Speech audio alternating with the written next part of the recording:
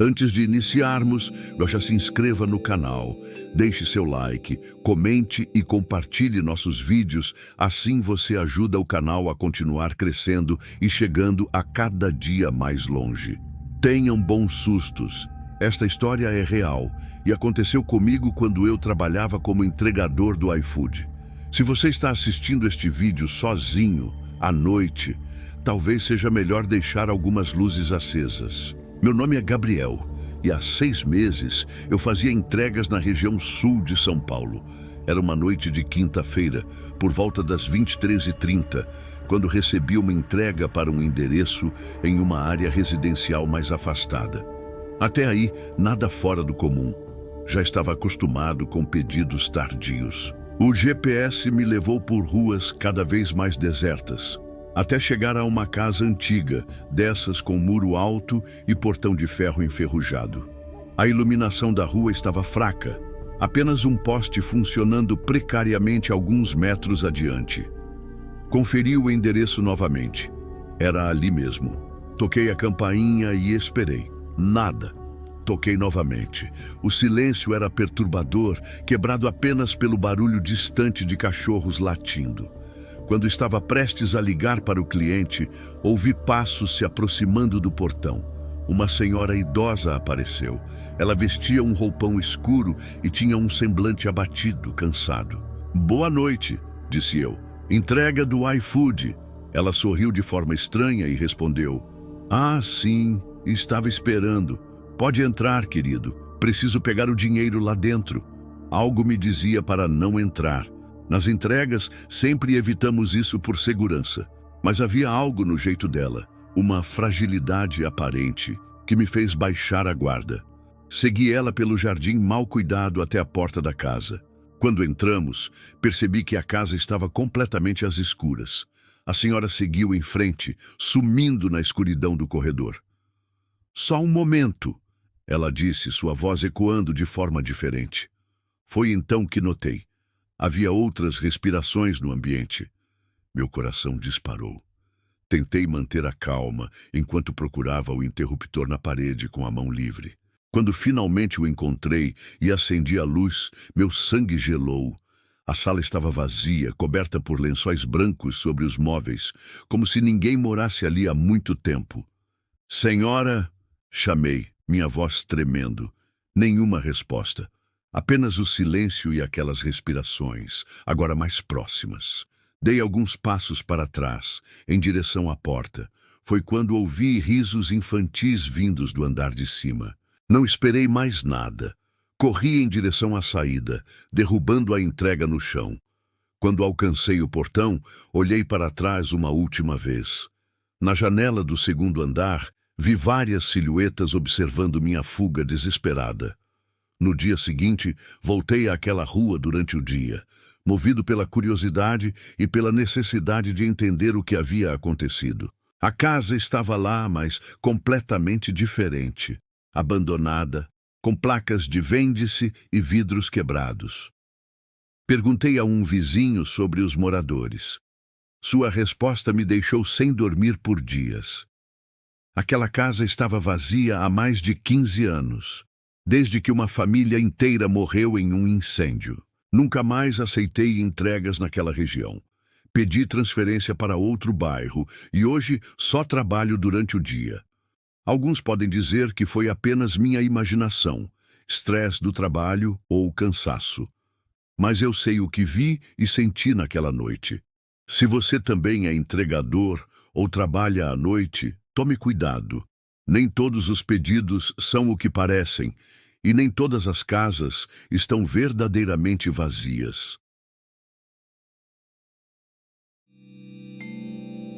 Meu nome é Jonas, rodo de moto por Guarulhos há uns 6 anos.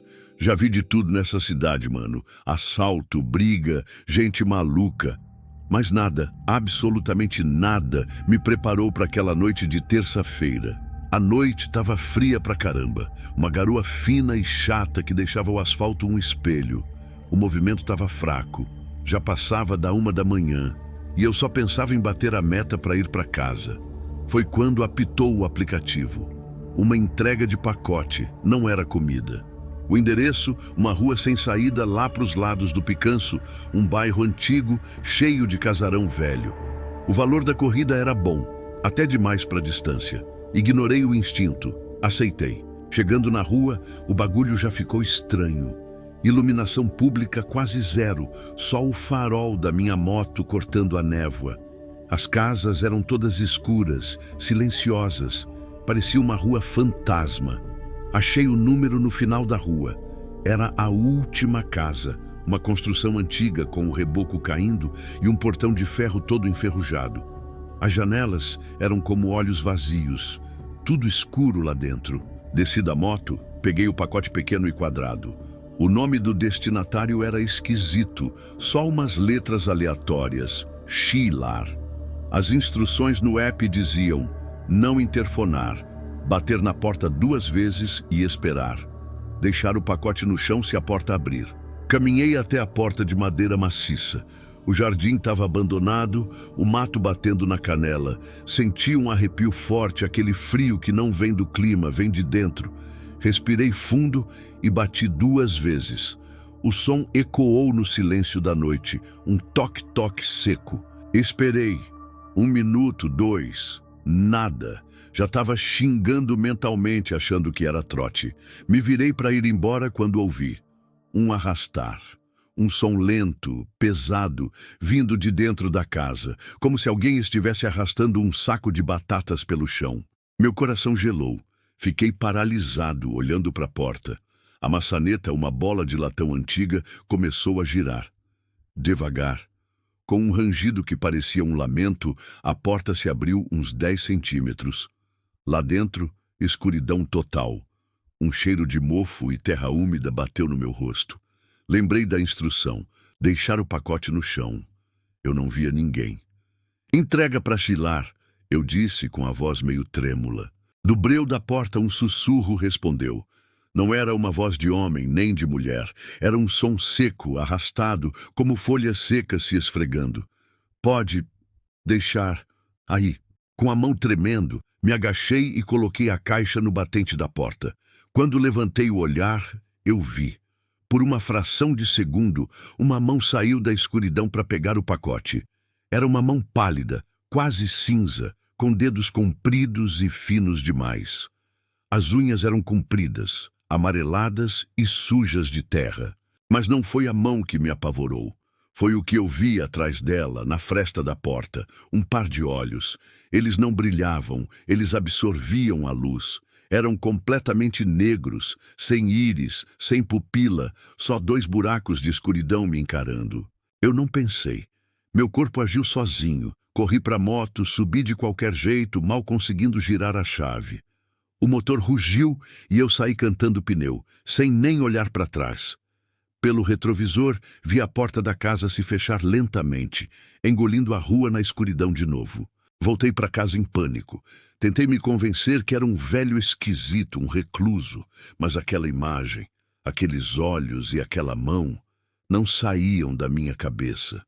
No dia seguinte, por pura teimosia, voltei lá. De dia, com o sol forte. A casa estava lá, mas estava completamente em ruínas, o telhado tinha desabado, as janelas estavam tapadas com tijolos e a porta de madeira estava trancada com uma corrente e um cadeado enferrujado que parecia não ser aberto há décadas. Tinha uma placa da prefeitura na frente datada de 5 anos atrás. Imóvel interditado. Risco de desabamento. Até hoje eu não sei para quem eu entreguei aquele pacote, mas toda vez que o aplicativo apita tarde da noite para um endereço desconhecido, eu sinto aquele mesmo frio na espinha e eu recuso a corrida. Porque tem coisas nesse mundo, mano, que não valem o preço da entrega. Tem portas que nunca deveriam ser abertas. A gente que roda o dia e a noite inteira em Santos acha que já viu de tudo, né? Eu mesmo já peguei temporal na serra, já fugi de arrastão na praia, já entreguei coisa nos morros que até a polícia pensa 2 vezes para entrar. Mas tem uma entrega, uma só, que eu daria tudo para esquecer. Era uma quinta-feira, a maresia subindo do porto deixava a noite úmida e fria. Já passava das 2 da manhã, a cidade estava deserta. Eu estava doido para fechar o app e ir para casa, quando caiu a última corrida. Uma farmácia 24 horas lá do Gonzaga mandando entregar um pacote pequeno no centro histórico. O valor era alto, valia a pena a corrida. Peguei o pacote. Era uma caixinha de remédio leve, mas estranhamente fria na mão. O endereço era num prédio antigo, um daqueles casarões da época do café que foi dividido em apartamentos, com a fachada escura e um ar de abandono. Luz acesa só em uma janela no último andar. O portão de ferro pesado estava entreaberto. Interfonei no apartamento indicado, o 42. Ninguém atendeu. Interfonei de novo. Só o silêncio e o som distante de um navio no porto. Ah não, mano. Fazer eu vir até o centro a essa hora pra nada? Resmunguei pra mim mesmo. Quando eu já estava virando para ir embora, ouvi o clique da porta do prédio abrindo. Olhei para trás. A porta de madeira maciça estava destrancada. Pensei, beleza, o cara deve ter aberto lá de cima e tá esperando. Entrei. O saguão era escuro e tinha um cheiro forte de maresia e coisa velha. O elevador, uma daquelas jaulas de ferro, estava parado com uma placa de em manutenção. Ótimo. Escada. Comecei a subir. A escadaria de mármore estava gasta. Cada passo meu ecoava naquele silêncio sepulcral. Primeiro andar, segundo, terceiro. Quando cheguei no quarto andar, o corredor estava num breu quase total. Só uma luz amarelada e fraca vinha de debaixo da porta do apartamento 42, no final do corredor. Fui andando, o coração meio apertado. Aquele silêncio era pesado demais. Bati na porta. Entrega! Esperei. Nada. Bati de novo, mais forte. Senhor, sua entrega da farmácia. Foi aí que ouvi uma voz lá de dentro. Uma voz de velho, fraca e rouca, quase um chiado. A porta tá aberta. Pode entrar e deixar na mesa da sala. Hesitei. Entrar na casa de um estranho às 2 da manhã? Contra todas as regras, contra todo o bom senso, mas a voz soava tão frágil, tão doente. Pensei que fosse um idoso que não conseguia levantar da cama. Beleza, é rápido, pensei. Girei a maçaneta de bronze. A porta se abriu sem fazer barulho. O apartamento era quase vazio. Tinha uma mesinha de centro na sala, um sofá antigo coberto com um lençol e mais nada. A luz fraca vinha de uma porta entreaberta no final de um pequeno corredor. Era para lá que eu devia ir. Andei devagar, sentindo o piso de madeira ranger.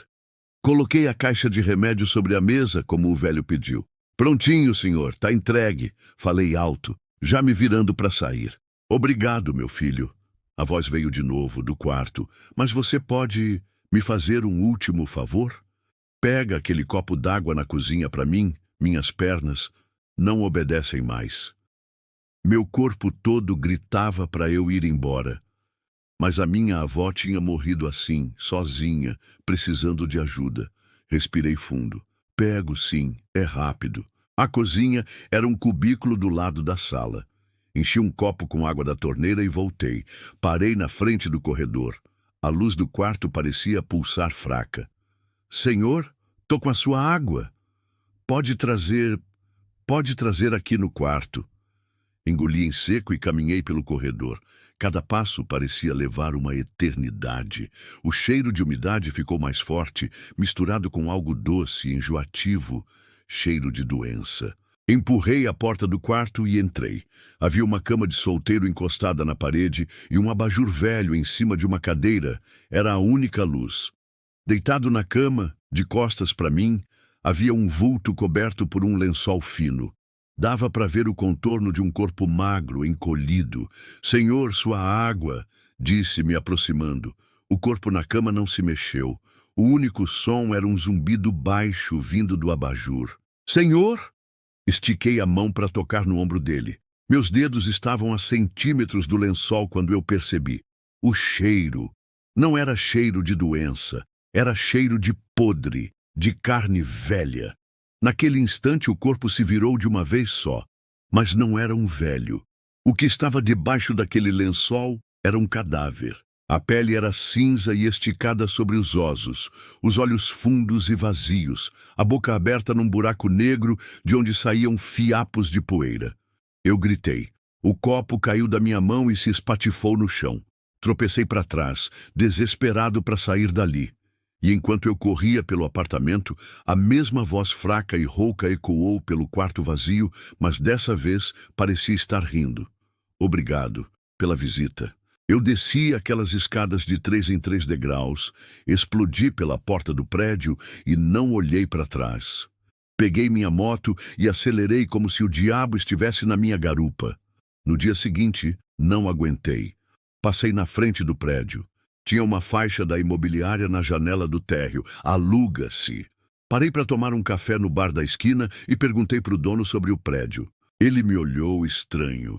Aquele ali, chefe, complicado. O apartamento 42 está vazio há mais de ano, desde que o seu Américo, um estivador aposentado, morreu lá dentro. Dizem que o coitado ficou uma semana deitado na cama até alguém sentir o cheiro e arrombar a porta.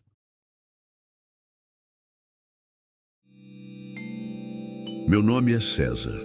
Faço entrega por aplicativo, sabe como é. Rodo o dia todo. Noite adentro, na luta para pagar os boletos. Já vi de tudo nesse trampo. Gente esquisita, briga de casal, até tentativa de golpe.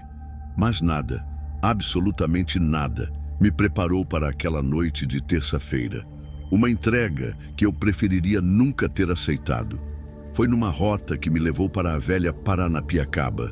Para quem não conhece, Paranapiacaba é uma vila antiga, construída pelos ingleses no meio da Serra do Mar. Parece que parou no tempo, as casas de madeira, a estação de trem, o relógio na torre e a neblina. Ah, a neblina. Ela não visita, ela mora lá. Desce do nada e engole tudo, deixando um silêncio que zune no ouvido. Eram quase 11 da noite quando o chamado pintou na tela.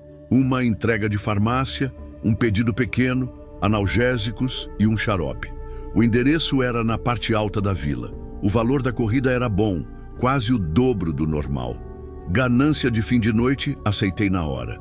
Subir a serra já foi estranho. A neblina começou a engrossar de um jeito que o farol da moto mal cortava 1 metro à minha frente. O frio cortava os ossos. Chegando na entrada da vila, a sensação de estar entrando em outro mundo ficou mais forte. Não tinha uma alma na rua. As casas de madeira espreitavam por trás do véu branco e úmido. E o único som era o apito distante de um trem fantasma. Ou era só o vento uivando nos fios?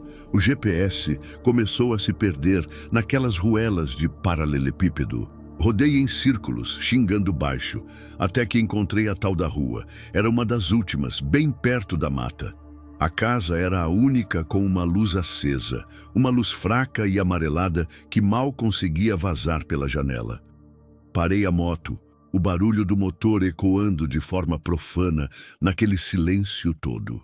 Desci, peguei a sacola e caminhei até o portão de ferro rangente. A casa parecia me observar. Toquei a campainha, um som eletrônico que pareceu totalmente fora de lugar ali. Esperei. Nada. Toquei de novo. A porta se abriu com um gemido de madeira velha. Um homem alto e magro, de uns 50 anos, apareceu. Ele usava roupas surradas, meio fora de moda, como as de um operário antigo. O rosto era pálido e os olhos fundos tinham uma tristeza que eu nunca vi igual. "Boa noite, entrega para o Sr. Almeida", eu disse, tentando parecer normal. Ele não respondeu, apenas me olhou fixamente. Um olhar vazio. Depois de um segundo que pareceu uma eternidade, ele fez um gesto com a cabeça, apontando para dentro. "Pode deixar aí", ele falou. A voz era um sussurro rouco, como se não a usasse há muito tempo. O som parecia arranhar o ar. Eu estranhei. A gente geralmente entrega na mão, mas o cara era tão esquisito que eu só queria ir embora. Coloquei a sacola em cima de uma muretinha ao lado do portão. "Deu 45 setentres, senhor." Ele enfiou a mão no bolso e tirou um bolo de notas antigas, amassadas. O cheiro de mofo que veio delas era forte. Ele me estendeu o dinheiro. Quando nossos dedos se roçaram, um frio sobrenatural subiu pelo meu braço. A mão dele era gelada, dura e úmida como pedra de rio. Peguei o dinheiro, guardei na bag e me virei rápido. Obrigado, boa noite. Não ouvi resposta. Subi na moto, liguei e antes de acelerar, algo me fez olhar para trás. A porta da casa já estava fechada. A luz amarelada na janela se apagou. Mas não foi isso que me gelou o sangue. Parado ao lado do portão, onde eu tinha acabado de falar com um homem, não havia ninguém. Mas a neblina, naquele ponto exato, parecia mais densa, mais escura, e por um instante, juro por Deus, ela tomou uma forma vagamente humana, a forma do homem que tinha me atendido. Acelerei com tudo, o pneu traseiro derrapando na pedra molhada. Eu não olhei pelo retrovisor. Eu só queria sair daquela vila maldita.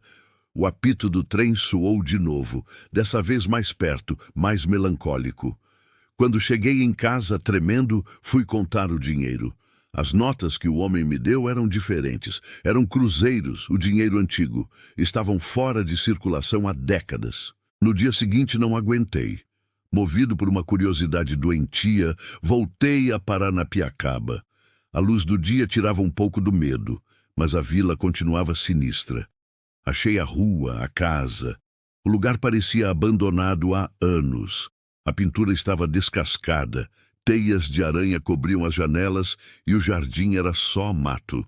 Um vizinho, um senhorzinho que varria a calçada, me viu olhando para a casa. "Procurando alguém, moço?" "Eu fiz uma entrega aqui ontem à noite", respondi, a voz meio trêmula. "Para um tal de Almeida." O velho parou de varrer. Ele me olhou de cima a baixo, os olhos apertados. "Almeida? O maquinista? Moço, o seu Almeida se jogou na frente do trem há mais de 40 anos, depois que a família toda morreu de doença. Desde então, essa casa está aí, vazia. Ninguém tem coragem de morar nela. Ele fez o sinal da cruz. Dizem que, em noite de neblina, a alma penada dele ainda espera pelos remédios que nunca chegaram a tempo de salvar a família." Meu nome é Ricardo e eu rodo de moto faz uns 5 anos. Já entrei em cada buraco que você pode imaginar, de comunidade perigosa a condomínio de luxo. A gente que vive na correria do aplicativo acha que já viu de tudo. Eu também achava. Até aquela noite de quinta-feira, numa entrega que me fez repensar o que é real e o que se esconde na beira da estrada. A desgraça daquela noite tinha um CEP diferente. Foi na descida da Serra do Mar, pela Estrada Velha de Santos. Era quase meia-noite. O movimento estava fraco e eu já pensava em encerrar. Foi quando apitou a última corrida. Uma entrega de um pacote pequeno, saindo de um bairro ali perto do começo da serra, para um endereço lá embaixo, em Cubatão. O valor era alto, muito alto. A observação no aplicativo dizia: urgente, cliente paga extra se vier pela Estrada Velha. A nova está com acidente. Meu primeiro instinto foi recusar. Todo mundo conhece as histórias da Estrada Velha, principalmente à noite. As curvas traiçoeiras, a neblina que desce como uma mortalha e, claro, os fantasmas. Mas a grana falou mais alto. É só uma estrada, pensei. História de pescador. Peguei o pacote, uma caixa de sapato leve, lacrada com fita, e comecei a descer. Logo nos primeiros quilômetros, a serra me engoliu. As árvores altas formavam um túnel escuro e o silêncio era total, quebrado apenas pelo ronco da minha 150 cc. E então veio a neblina. Não era um nevoeiro comum. Era um paredão branco, denso e úmido, que surgiu do nada. O farol da moto não iluminava mais que um palmo à minha frente. Reduzi a velocidade quase a zero, o coração já começando a martelar no peito. O frio não vinha só do tempo. Vinha daquele lugar. Foi numa das curvas fechadas, perto do padrão do Lorena, que eu a vi. Uma mulher parada no acostamento. Ela usava um vestido branco, meio esfarrapado e sujo de terra. Os cabelos longos e escuros cobriam o rosto. Ela não se mexia. Apenas estava lá, de pé, com os braços caídos ao lado do corpo. O instinto me gritou para acelerar e passar direto, mas algo na imobilidade dela me paralisou. Parei a moto a uns 10 metros de distância. "Moça, tá tudo bem? Precisa de ajuda?" Gritei, a voz saindo mais trêmula do que eu gostaria. Ela não respondeu, apenas levantou lentamente um dos braços e apontou para a frente, para dentro da neblina. "Cuidado!" uma voz sussurrou. Eu olhei em volta. Não tinha ninguém. A voz parecia ter saído de dentro da minha cabeça, gélida, arrastada. Voltei meu olhar para a mulher. Ela ainda apontava para a escuridão. E então ela começou a se mover, não andando, mas como se estivesse deslizando para dentro do mato na beira da estrada até ser engolida pela vegetação e pela névoa. Fiquei ali, parado, o suor frio escorrendo pela minha testa. O que foi aquilo? Alucinação? O medo me mandava dar meia volta e subir tudo de novo. Mas a entrega, a grana... Liguei a moto e segui devagar, com o corpo todo enrijecido. A voz dela ecoava na minha mente. Cuidado. 20 metros depois entendi o porquê. No meio da pista, bem na saída da curva, havia uma mancha escura e oleosa. Um derramamento de óleo, invisível na neblina. Se eu estivesse um pouco mais rápido, teria passado reto, direto para o precipício. O guarda-rail ali estava quebrado, retorcido.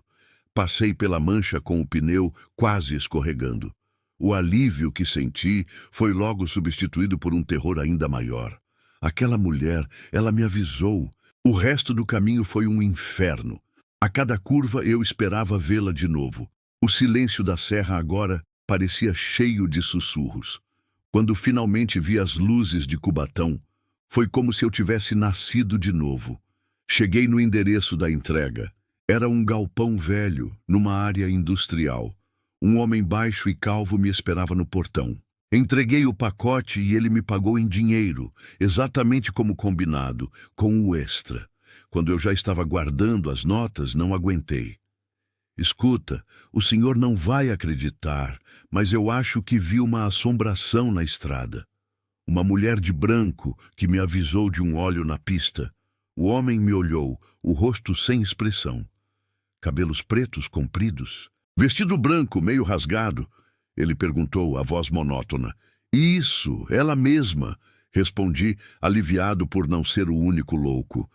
Ele suspirou, um suspiro cansado, e me entregou uma nota de 50 a mais. "Isso é pela sua descrição. Todo entregador que aceita descer a serra à noite a vê.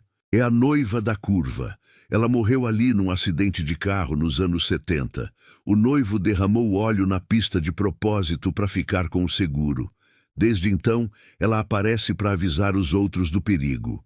Ele se virou para entrar. "Espera aí." Eu chamei. "E o pacote? O que tem aqui que era tão urgente para me fazer passar por isso?" O homem parou e olhou por cima do ombro, um sorriso mínimo e sombrio no rosto. "Rosas brancas. Todo ano, na noite do aniversário da morte dela, o neto do desgraçado que a matou me paga para mandar entregar flores no local do acidente. É o jeito que a família dele encontrou de pedir perdão."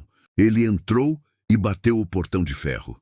Eu fiquei lá, parado na rua deserta, com o dinheiro na mão e a alma gelada.